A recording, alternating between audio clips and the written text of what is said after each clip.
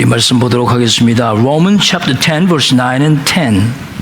내가 만일 내 입으로 예수를 주로 시인하며 또 하나님께서 그를 죽은 자 가운데서 살리신 것을 내 마음에 믿으면 구원을 받으리라. 사람이 마음으로 믿어 의에 이르고 입으로 시인하여 구원에 이르느니라. 로마서 56번째 강해가 되겠습니다. 우리가 계속해서 로마서 10장 9절과 10절 말씀에 기록된 그 구원의 두 가지 방편에 대해서 살펴보고 있습니다. 지난 주일에는 첫 번째 방편인 입으로 예수를 주라 시인하는 것에 대해서 우리가 말씀을 나누었죠. 자, 오늘은 또 다른 방편인 이 마음으로 믿어야 한다는 것에 대해서 집중적으로 살펴보도록 하겠습니다. 첫째로 살펴볼 것은 마음으로 믿는다는 것에 대한 오해에 대한 것을 먼저 우리 살펴보고요. 그 다음에 오늘 교독때 읽은 사도행전 8장에 기록된 그 시몬의 예를 제가 설명을 해드리겠습니다. 이 부분은 여러분이 잘 들으셔야 합니다. 그리고 오늘 설교 후반부에는 마음으로 믿는다는 것이 도대체 무엇을 의미하는가에 대해서 구체적으로 살펴보겠습니다. 우리 기도하십시다. 하나님, 저희들의 마음을 준비시켜 주시옵소서. 하나님의 말씀이 어렵다는 생각을 갖지 않도록 주의 성령이 우리들의 마음을 부드럽게 하셔서 무슨 말씀이든지 다 이해되고 받아 먹을 수 있는 능력을 허락해 주옵소서. 존귀하신 예수 그리스도의 이름으로 기도드립니다. 아멘. 마음으로 믿는다는 것에 대해서 사람들이 오해하는 것이 있습니다. 그 오해란 이런 겁니다. 바로 믿는 것은 내 마음이다 라는 생각을 갖는 겁니다. 무슨 뜻이냐 하면 내가 마음만 먹으면 믿을 수 있다라고 생각하는 것이 오해라, 그 뜻입니다. 사람들이 하나님의 구원을 이해하는 데 있어서 이것처럼 큰 오해가 없었습니다. 물론 내 마음으로 믿어야만 내가 의로워지고 구원받는 것은 사실입니다. 다른 사람의 마음을 통해서 내가 믿음을 가질 수 없고 구원에 이룰 수 없지 않습니까? 그러나 내 마음이라 할지라도 내 마음대로 되지 않는 것이 참 많습니다. 그죠?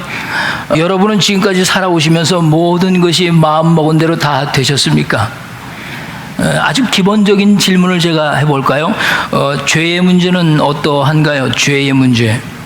만약에 죄와 불의를 내가 거부하는 문제도 마음먹은 대로 된다면 왜 우리는 죄책감에 시달리는 것일까요?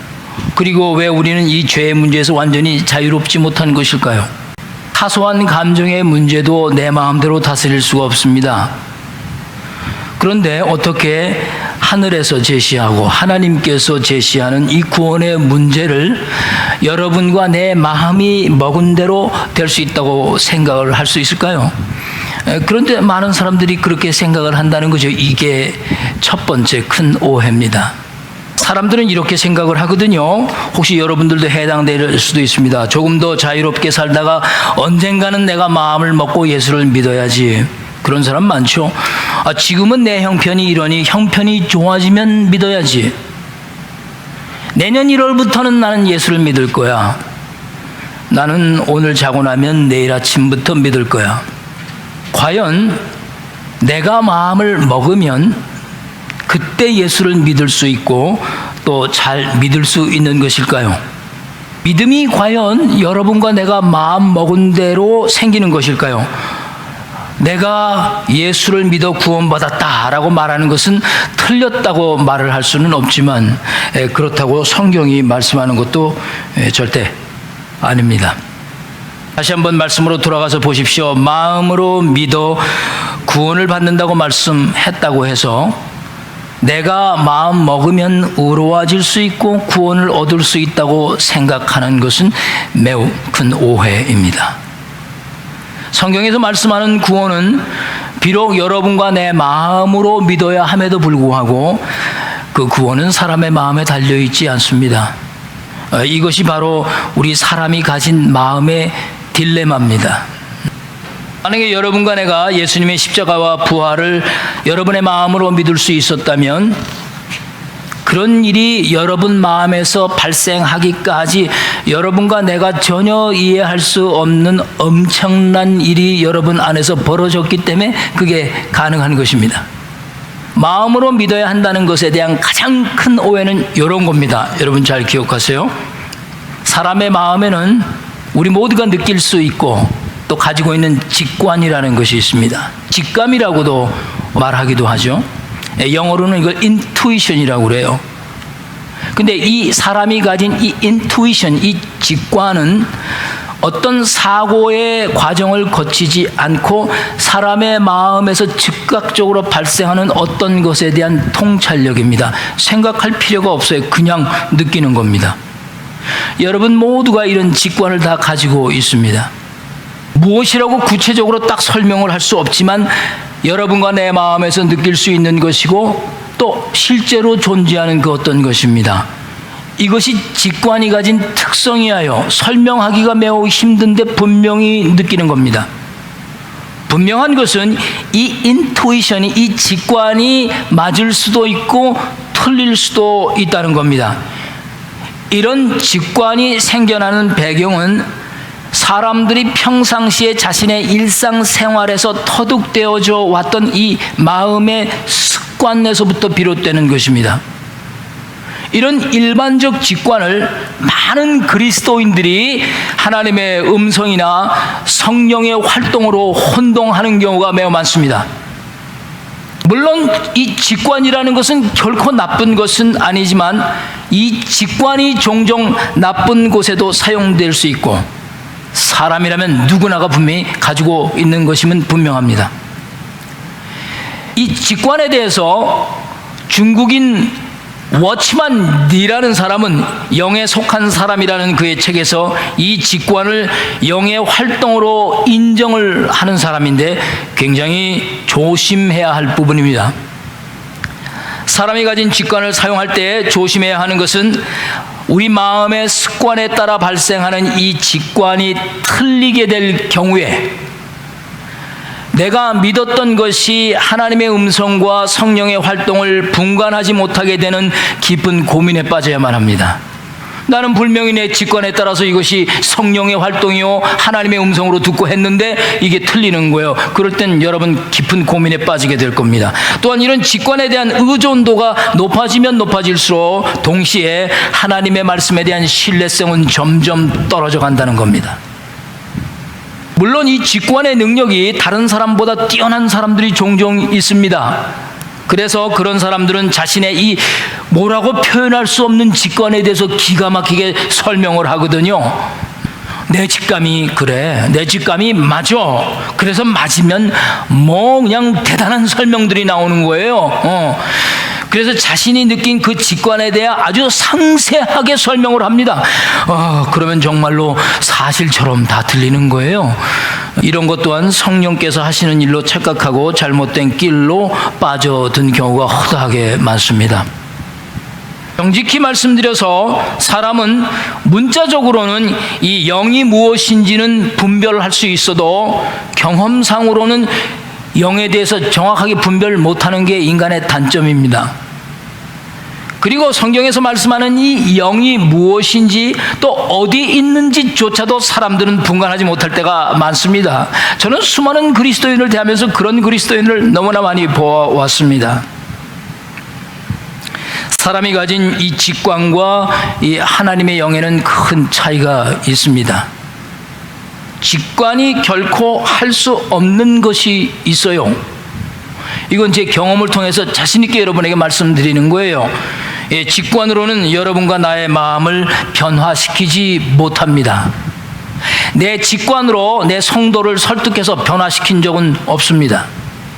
사람의 직관이 성경에서 말씀하는 영과 다른 것은 성경이 말씀하는 영은 여러분과 나로 하여금 어떤 것을 직감적으로 알게 하고 직감적으로 느끼게 하고 직감적으로 보게 하는 것을 목적으로 두지 않습니다. 성경이 말씀하는 이 마음으로 믿는다는 것의 의미는 분명히 영에 관한 것인데 이것은 여러분과 나를 새로운 피조물로 변화시키는 것을 최종적인 목적으로 가지고 있는 하나님께서 주신 영이지 직관이 아닙니다. 이것이 직관과 영을 통해서 마음으로 믿는다는 것의 차이입니다. 물론 마음으로 믿는다는 것이 영에 의존한다고 해서 성령이 여러분과 나를 대신해서 여러분과 나의 마음속에서 모든 것을 다 이루신다는 뜻은 절대 아닙니다. 단지 성령을 통해서 여러분과 내 마음이 스스로 노력해서도 절대로 도달할 수 없는 어떤 거룩한 형태로 여러분과 나를 변화하게 한다는 겁니다. 자, 이 과정에서 매우 중요한 것이 있는데요. 이것이 여러분과 나의 신앙의 딜레마이기도 합니다. 이것은 무엇인가 하면 현재 여러분의 마음에 품고 있는 것이 무엇인가? 만약 마음으로 믿는 것과 내 마음에 품고 있는 것이 다르면 여러분과 나는 두 마음을 품고 살면서 동시에 영적인 활동을 상당히 기대한다는 뜻입니다. 마음으로 믿는다는 것, 이런 두 마음에 미치는 영향이라는 것이 과연 무엇일까? 기독교인들은 생각해 보지 않습니다. 마음으로 믿는다는 것이 진실하지 못한 것일 수도 있다 생각을 해보지 않는 거죠.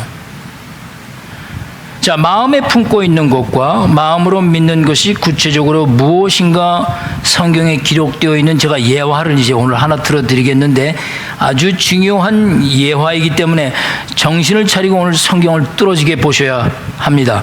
이것을 살펴보고 난 후 마음으로 믿는 것에 대한 오해에 대해서는 이 정도로 오늘 말씀을 드리겠습니다. 오늘 교독하신 사도행전 8장으로 돌아가십시다. Let's go back to Acts chapter 8. 사도행전 8장에는 누구에 관한 말씀이 기록되어 있냐면 지금 이 본문 내용에 마술사 시몬에 대한 기록이 있습니다. 여러분도 마술사 시몬을 잘 아시죠? 마술이라는 게 뭡니까? 속임수입니다. 속임수. Magic means 속임수예요. 진짜가 아닌데 진짜처럼 보이게 하고 사실이 아닌데 사실처럼 느끼게 만드는 기술, 이게 마술, 매직이라는 거예요. 이렇게 평상시에 이런 속임수를 사용해서 맛을 부리면서 수많은 돈을 벌었던 시몬이라는 사람이 하루는 빌립 집사가 사마리아의 성에 와서 뭐 기적을 행하면서 복음을 전하는 것을 보고 많은 사람들이 그리 따르는 걸 보고 놀랐습니다. 13절 말씀을 보십시오. verse 13. 시몬 자신도 놀라서 복음을 믿고 무엇까지 받았다고 했어요? 세례까지 받았다고 했습니다. 그런데 얼마 지나서 사도 베드로와 요한이 사마리아에 와서 말씀을 받은 자들에게 안수를 주는데 그 안수 받는 사람들이 성령을 받는 모습을 시몬이 직접 보게 된 거예요. 그래서 시몬이 베드로와 요한에게 가서 돈을 건네주면서 자신도 당신들처럼 사도들처럼 다른 사람에게 안수할 때 성령을 줄 수 있도록 해달라고 그랬어요. 여기서 중요한 것은 그가 성령을 받기 위해서 돈을 줬다는 게 아니고 자기도 성령을 줄 수 있게 해달라고 돈을 줬다는 사실입니다. 여기에 주목을 해야 합니다. 그러자 20절에 베드로가 이렇게 말합니다. Go to verse 20. 베드로가 이르되 내가 하나님의 선물을 돈 주고 살 줄로 생각하였으니 내 은과 함께 망할지어다. 그리고 22절에 아주 중요한 말씀을 베드로가 시몬에게 했습니다. 다시 한번 읽겠습니다. verse 22 시작. 그러므로 너의 이 악함을 회개하고 주께 기도하라. 혹 마음에 품은 것을 사하여 주시리라. 여기에서 베드로가 지적한 이 마음에 품은 것이라는 것이 무엇일까요? 23절에서 밝혔습니다. 내가 보니 너는 무엇이 가득하며 악독이 가득하며 무엇에 매였다고 했습니까? 불의에 매인 바 되었도다. 시몬의 마음에 품고 있었던 것, 시몬의 마음에 믿고 있었던 것이 아니고 시몬의 마음에 품고 있었던 것은 마음으로 믿는 것과 정반대되는 것, 즉 악독함과 불의함을 품고 있었다는 거예요. 마음으로 믿어야 할 것하고는 전혀 관계가 없는 겁니다. 마음에 품고 있는 것과 마음으로 믿어야 하는 것이 일치하지 않는 경우를 말씀하고 있는 거죠. 그렇다면 13절에 Let's go back to verse 13. 13절에 분명히 시몬이 믿고 세례를 받았다고 했는데 그 믿음과 세례는 도대체 그럼 무엇을 의미하는 것입니까? 이런 질문을 던져야죠. 그 믿음은 도대체 그건 뭐냐? 그 앞에 21절에 Go to verse 21, 베드로 사도가 말한 것에 주목해야 합니다. 21절 읽겠습니다. 시작. 하나님 앞에서 내 마음이 바르지 못하니 이 도에는 내가 관계도 없고 분깃될 것도 없느니라. 베드로가 선언을 분명히 했어요. 너는 그리스도 십자가와 부활에 동하는 관계가 없다. 그렇다면 13절에 이 시몬의 믿음이라는 것, 그래서 그 믿음으로 인해서 세례까지 받았다 하는 것은 이건 뭘 얘기하는 거예요? 저는 이렇게 확신합니다. 그가 믿음이라고 생각했던 것은 그의 직관에 의한 것일 뿐이었다. 그렇게 보는 거죠, 저는. 여러분과 저에게 이 시몬을 통해서 중요하게 생각할 것이 무엇인지를 우리는 깊이 생각해 보아야 합니다. 그의 마음에 품은 것이 그대로 있다는 거예요. 다시 말해서 성경에서 말씀하는 마음으로 믿으면 구원을 받는다는 말씀의 의미인 이 영을 통해서 새로운 피조물로서의 변화가 시몬에게는 없었다는 거죠. 그의 문제는 이 마술이라는 것, 즉 남을 속이면서 돈을 벌어왔던 일상생활에서 형성된 그의 마음의 습관이 그대로 믿음에 적용될 줄 알았던 거죠. 그러나 마음에 품은 것과 바로 이 악독함과 불의가 변하지 않았다는 거예요. 그에게 영적인 변화가 없었다. 성경은 지금 그걸 말씀하고 있는 겁니다. 시몬이 그 후에 변화가 되어서 예수를 진실하게 믿었다는 기록은 제가 열심히 찾아봤는데 없더라고요. 그렇다고 이 사람이 지옥 갔다라고 말하기도 참 곤란하고, 성경이 시몬에 대해서 이렇게 중요한 기록을 남긴 것은 오늘날 우리 주위에서 벌어지고 있는 일련의 믿음을 빙자한 이 여러 가지 불편한 사건들과 깊은 연관이 있다는 것을 우리는 깨달아야 합니다. 종교적 권위와 직위를 돈을 지불하고 받는 것과 같은 경우들, 자신의 직관을 성경이 말씀하는 마음으로 믿는 것과 동일한 것으로 받아들여 버리는 그 엉솔한 행동들, 마음에 푸는 것이 아직도 악독하고 불의한 것임에도 진정한 회개 없이 성령을 통한 능력만을 받기를 원하는 이 시대의 이 불편한 신앙들, 그리고 선하고 거룩하지 못하고 기독교 안에 만연한 이 불의와 거짓에 대한 하나님의 경고인 것입니다. 그러므로 여러분과 제가 하나님의 말씀에 입각한 그리스도인들이라면 사람이 갖고 있는 이 직관과 하나님의 영, 그 영을 통해서 믿음을 선물로 주시는 하나님의 성령의 활동을 분명하게 구분을 할 줄 알아야 합니다. 영과 직관을 분명하게 구분하여 내가 마음으로 믿는 것과 내 마음에 품고 있는 것이 다르지 않고 일치가 되는 성결한 그리스도인들이 오늘날 필요한 거예요. 여러분의 마음에 품은 것과 여러분 마음에 믿는 것이 일치가 되는 그런 성도들이 되시길 간절히 축복드립니다. 자, 그렇다면 마음으로 믿는다는 것이 도대체 무엇을 의미하는지 이제 구체적으로 살펴보겠습니다. 제일 먼저 살펴볼 것은 본문에서 밝힌 대로 내 마음에 믿어야 할 것이 무엇이냐는 겁니다. 무엇입니까? 여러분 마음에 분명하게 믿어야 할 것이 무엇입니까? 오늘 본문 로마서 10장 9절 말씀을 보십시오. 성경은 그 점을 분명하게 밝혔잖아요. 자, 예수 그리스도를 죽은 자 가운데서 살리신 것을 내 마음에 믿으면 구원을 받으리라. 여러분과 내가 믿어야 할 것은 다름 아닌 무엇입니까? 예수님의 부활을 믿어야 된다는 거예요. 아멘. 그렇다면 마음으로 믿는다는 것에 대한 이 첫 번째 딜레마, 어떤 방법에 의해서 여러분과 내 마음에 예수님의 부활이 믿어졌는가? 여러분은 어떻게 예수님의 부활이 믿어지셨습니까? 이 부활에 관한 거는 후에 또 우리가 말씀할 기회가 있으니까 잠시 접어두고, 먼저 마음으로 믿는다는 것에 대해서 성경이 말씀하는 뜻이 분명히 영에 관한 것인데 그것은 출생의 의미를 가지고 있어요. 출생의 의미. 근데 성경이 말씀하는 이 출생은 육적인 것이 아니라 영적인 출생을 의미한다고 했습니다. 영적인 출생의 의미는 육적인 출생의 의미와는 완전히 다르잖아요. 마음으로 믿어 의에 이른다는 말씀은 사람은 구원받기 위해서 반드시 다시 태어나야만 한다는 거예요. 이렇게 다시 태어난다는 뜻을 성경적인 용어로 거듭남이라고 하는 거잖아요. born again이라고 그래요. 근데 이 거듭남의 원어인 아노텐이라는 헬라어의 뜻은 위로부터 났다 그 뜻이에요. born from the above. 하늘에서부터 났다는 거예요. 요한복음 3장에 예수님을 찾아왔던 니고데모에게 예수님이 이렇게 말씀하셨어요. 사람이 거듭나지 않으면 하나님 나라를 볼 수 없고 성령으로 거듭나지 않으면 하나님 나라에 들어갈 수 없다. 그렇게 말씀을 하셨어요. 그랬더니 니고데모가 그러면 어머니 뱃속에 다시 들어갔다 나와야 됩니까? 그랬잖아요. 이 거듭남은 육적인 거듭남이 아니고 영적인 출생을 의미하는 거예요. 많은 사람들이 이 거듭남에 대해서 정확히 이해를 하지 못하는 겁니다. 그래서 제가 오늘 예를 하나 들어드리겠는데, 제가 보통 예화 설교 잘 안 하는 편인데 오늘은 중요하니까 하나 들어드릴게요. 그러나 이 예화도 완전한 예화는 될 수 없어요. 그러나 이거보다 더 좋은 예화를 찾을 수가 없기 때문입니다. 자, 여러분 쇠 아시죠? 쇠덩어리. 자, 이 쇠덩어리의 기본 성질은 차갑고 단단하고 시꺼멓고 그 어떤 곳으로도 그 쇠덩어리의 모양을 바꿀 수가 없습니다. 이것이 쇠가 가진 성질입니다. 오직 바꾸려면 어디 속에 들어가야 되죠? 불 속에 집어넣어야 합니다.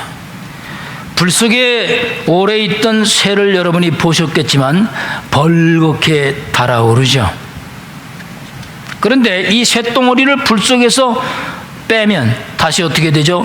차갑고 단단하고 시꺼먼 쇠덩어리로 돌아가 버립니다. 문제는 이겁니다.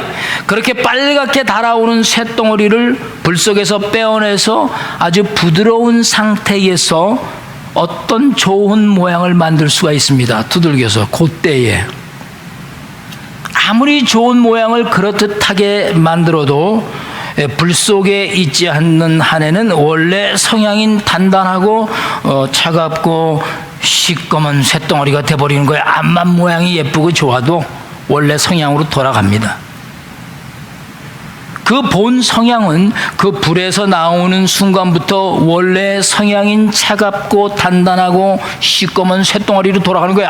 암만 멋있는 모양이 만들어져 있어도. 그러니까 모양은 아름답게 좋게 변했어도 불 속에서 나오면 그 성향은 원래로 돌아갔다 그 뜻이에요. 만약에 차갑고 시꺼먼 본 성향으로 돌아가지 않으려면 그 새는 항상 어디에 있어야 하죠? 불 속에 있어야만 합니다. 그런데 사람들은 이 쇳덩어리가 불 속에서 나와서 좋은 모양으로 만들어진 그 상태를 거듭난 것이라고 생각을 합니다. 두들겨서 변화된 쇳덩어리의 외적인 모양이 변화된 것이라고 생각을 해요. 그러나 불 속에서 나오는 순간 어떻게 된다고요? 원래 차갑고 단단하고 시꺼먼 쇳덩어리로 돌아가거든요. 모양이 아무리 예뻐도 성향은 바뀌지 않는 거예요. 근데 사람은 그 외적으로 바뀐 성향이 거듭났다고 생각을 하잖아요. 그런데 성경에서 말씀하는 이 거듭남은 두들겨서 모양이 변화된 상태가 거듭난 게 아니고 과거의 악한 성향, 그 차갑고 단단하고 까만 상태를 바꾸어 줄 수 있도록 빨갛게 달가오른 그 상태가 성경은 거듭남이다 이렇게 말씀하는 거예요. 그래서 그 빨갛게 달아오른 그 상태에서 하나님의 말씀을 들을 때 말씀이 들리고 하나님의 말씀에 순종할 수 있게 되고 새로운 성향으로 변화된 그 상태에서만 하나님의 음성이 들리는 거예요. 빨갛게 달아오르게 한 그 상태가 거듭난 상태이기 때문입니다. 모양이 변한 상태가 거듭난 것이 아니고 성향이 변한 상태가 거듭났다 그 뜻입니다. 제가 드린 이 예화가 완벽할 수 없는 이유가 한 가지 있습니다. 쇠덩이가 불에서 나오면 점점 식어져 다시 꺼멓게 되고 단단하게 됩니다.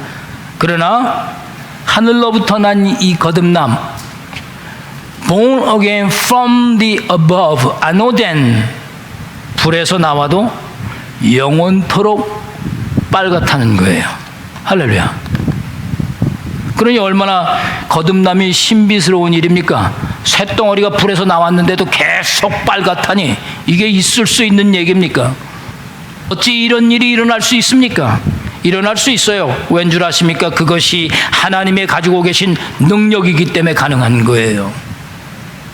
거듭난 상태는 절대로 여러분과 나를 본 성향으로 돌아가도록 하지 않습니다.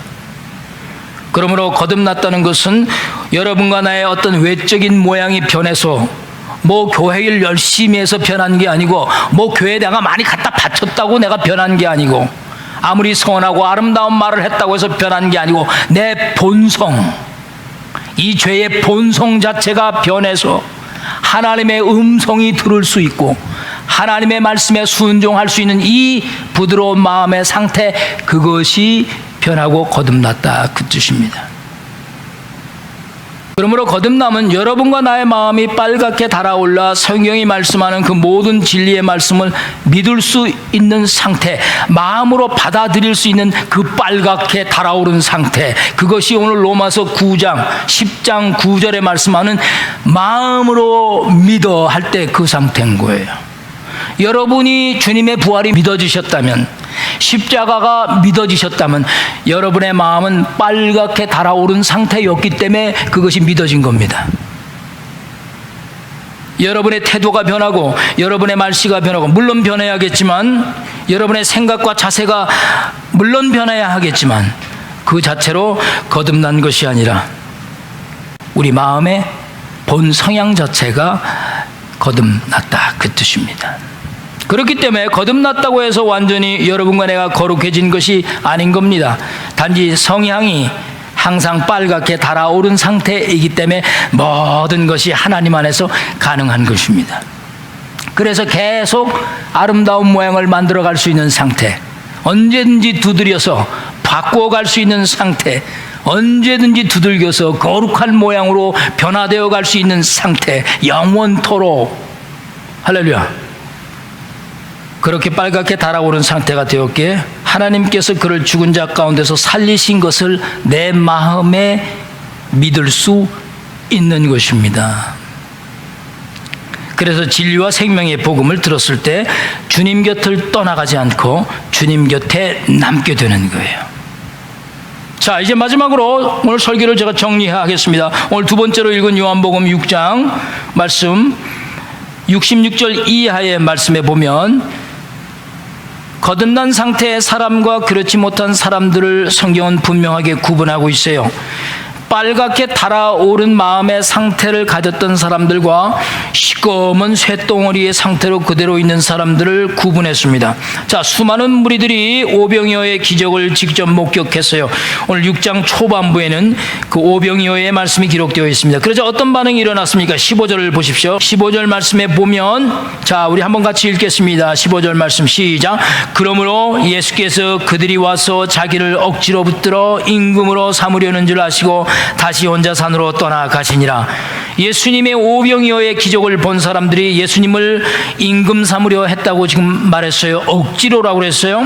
그래서 예수님이 도망가셨습니다. 기적을 보아도, 기적을 분명히 보았어요. 기적을 보아도 중요한 것은 마음으로 믿지 못한 사람들의 결과를 말씀드리는 겁니다, 여러분. 기적을 보았다는 게 중요한 게 아니죠. 기적을 보아도 마음으로 믿지 못하는 사람들을 말씀하고 있어요. 기적 때문에 예수님의 제자가 되었던 사람들이 있었다는 거예요. 그런 사람들은 어떤 결과를 가져왔을까요? 거듭나지 못한 사람들의 마음은 항상 분명하게 나타나게 되어 있어요. 55절과 57절 말씀을 먼저 읽고 가야 합니다. 예수님께서 하늘나라의 복음의 진리의 말씀을 전하셨습니다. 자, 같이 읽습니다. 시작. 내 살은 참된 양식이요 내 피는 참된 음료로다.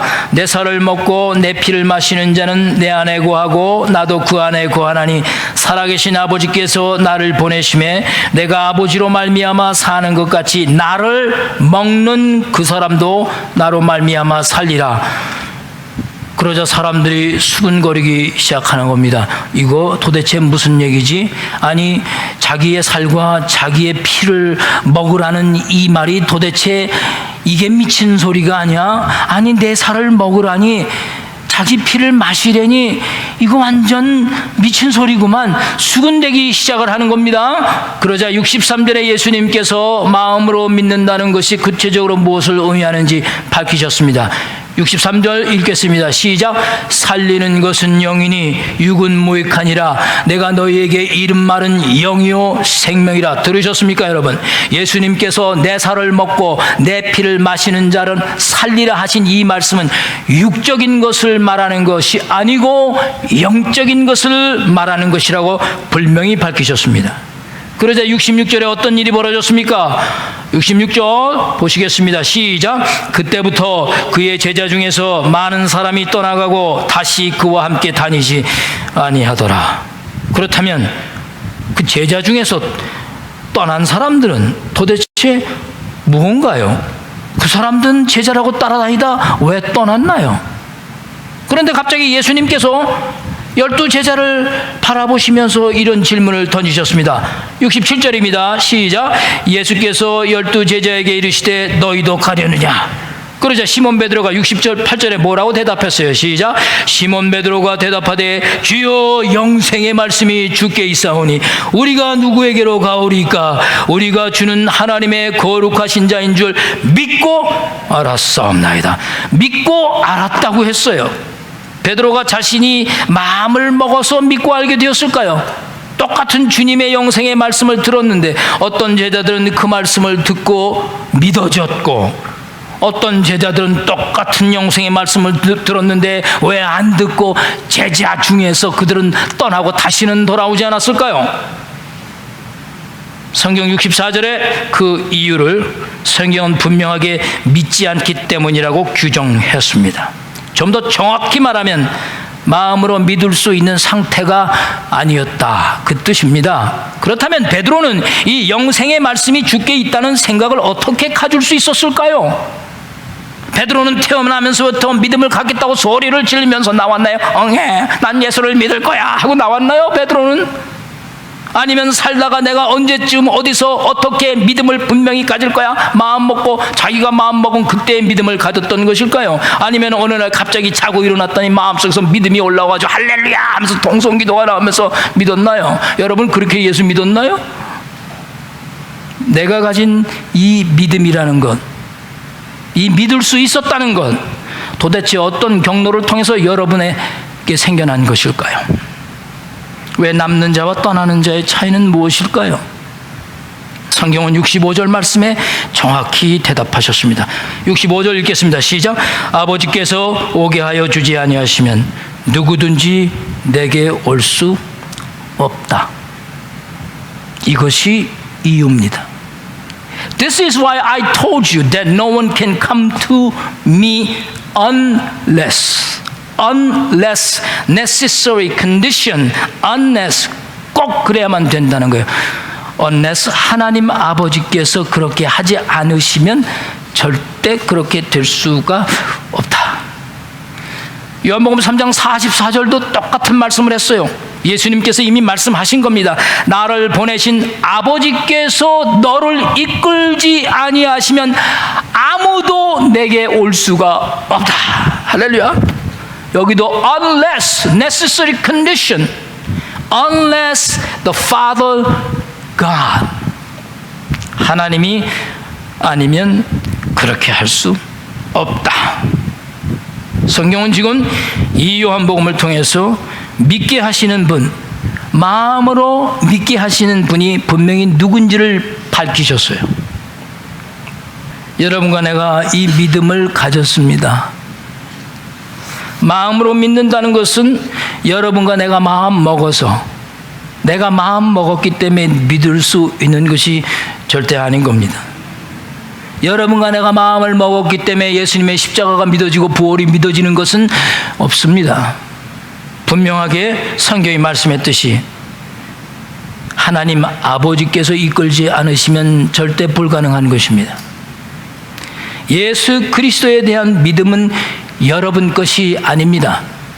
아이러니컬한 거죠. 내가 믿었는데 어떻게 내 것이 아닙니까? 그렇습니다. 여러분 게 아니에요. 믿음은 하나님의 것입니다. 그런데 그 그 하나님의 것인 믿음을 여러분과 나에게 선물로 주신 거예요. 여러분께 아니에요. 원래가 내 것이 된 것일 뿐입니다. 내 것이 원래가 아니기 때문에 원래는 내가 가질 수가 없는 거예요. 어떤 노력을 해도 못 가집니다. 선물이에요. 그러니 수많은 사람들이 내가 믿어서 의로워졌고 내가 결정해서 입으로 시인해서 믿어서 구원에 이르렀다는 말은 사실상 하나님 앞에 도전인 것입니다. 이 하나님의 믿음은 여러분이 갖고 싶어서 갖게 된 것이 절대 아닌 겁니다. 그리고 갖기 싫다고 받은 선물을 버릴 수도 없는 것이 믿음인 거예요. 그래서 제가 지금 이렇게 살고 있는 겁니다. 이렇게 복음을 전해야 돼요. 버리려고 하면 못 버리게 하거든요. 여러분 선물로 받은 믿음 버리실 수 있다고 자신하십니까? 버려보세요. 진짜 믿음은 못 버립니다. 믿음을 만약에 버려버릴 수 있다면 그 믿음은 파산한 믿음일 뿐입니다. 그가 마음으로 믿은 믿음이라는 것, 시몬 마술사가 믿었다고 하는 그 믿음이라는 것은 혹시 사람이 가지고 있는 직관이었든지 아니면 단순한 자기의 결정이었을지도 모릅니다. 혹시 여러분은 이런 직관과 나의 마음의 단순한 결정을 혹시 하나님의 영을 통해서 주어진 믿음을 하고 오해하고 계시진 않습니까? 오늘 이 시대에 이 마음으로 믿는다는 것이 무엇인지 우리 그리스도인들은 진정 다시 점검해야 합니다. 교회들이 깨어나서 이 일을 다시 시작해야 합니다. 이 신비스러운 거듭남, 내가 이렇게 밝게 달아오른 상태라는 것, 그래서 하나님의 말씀이 나를 두들기실 때마다 내가 아름답게 변할 수 있는 지금 상태가 되어 있다는 이 신비로운 상태, 이것을 어찌 세상 사람들이 이해하고 세상이 이해할 수 있습니까? 이것이 하나님께서 여러분에게 주신 존귀한 마음의 선물인 겁니다. 우리는 예수님을 믿지도 섬기지도 또 따르지도 못할 사람들이었습니다. 혹시 여러분들도 제자들 중에서 떠나간 사람이 되지 않기를 간절히 바랍니다. 마음으로 믿어 구원에 이르게 하신 하나님의 그 놀라운 섭리와 여러분을 향한 그 뜨거운 사랑, 평생 잊지 말고 내가 마음으로 믿을 수 있었다는 것이 하나님의 은혜였다는 것을 깊이 새기고 또 한 주간 승리하시는 여러분 되시길 주의 이름으로 간절히 축복드립니다.